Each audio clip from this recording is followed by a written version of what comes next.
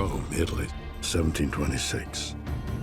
Astronomer Francesco Bianchini constructs several large telescopes around the city, including one directly across from the Colosseum that measures an unprecedented 72 feet in length. Bianchini's goal is to give humanity its first up-close look at Venus. Francesco Bianchini was using remarkably long telescopes, refracting telescopes with large lenses for their time to make his observations of Venus. He started seeing these large dark regions on the surface of Venus that he thought were lakes or oceans of water.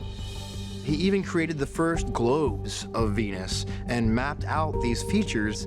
And for that period of time, that would make sense, that there should be other worlds that, just like the Earth, have oceans and lakes and rivers. Bianchini's drawings of Venus amazed people throughout Europe, but some scientists were skeptical of his claim that Venus had large bodies of water.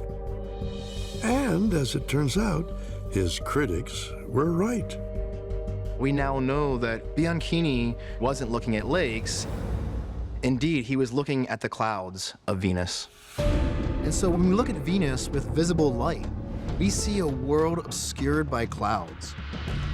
But even though we now know that what Bianchini thought he was seeing of Venus is wrong, his observations using these large telescopes were a huge step in astronomical observation. For centuries, the dense clouds that shroud Venus frustrated scientists who wanted to get a better look at the planet. This impenetrable cloud cover inspired wild theories about what lies on Venus. Before the space age, people believed that Venus is a sort of swamp world, covered in a planet-wide jungle, where heroes rode around on dinosaurs and fought amid a lot of greenery. And science fiction writers were convinced that Venus was the place where humans could not only visit, but perhaps thrive and have great adventures. By the late 20th century, curiosity about Venus reached the point that scientists realized it was time for humanity to finally glimpse the surface of the planet. Kazakhstan, June 8, 1975. From the Baikonur Cosmodrome, the Soviet Union launches its Venera 9 spacecraft.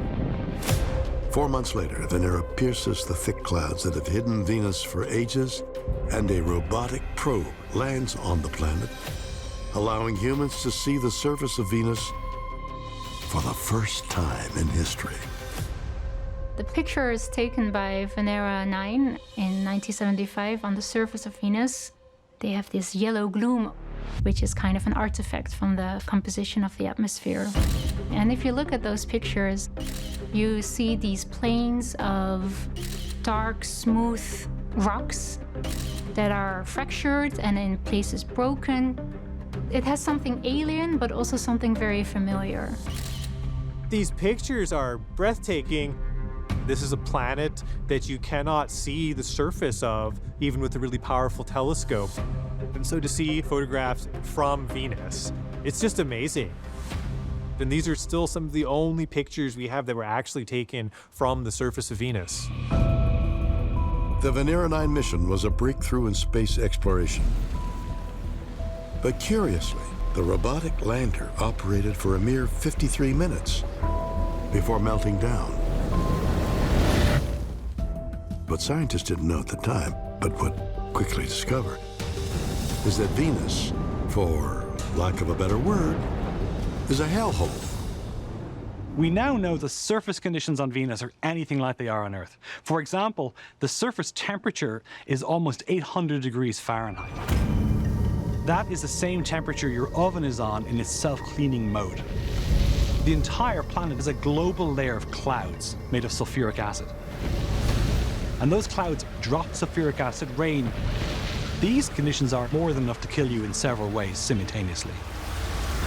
And so that's why we often refer to Venus as Earth's evil twin.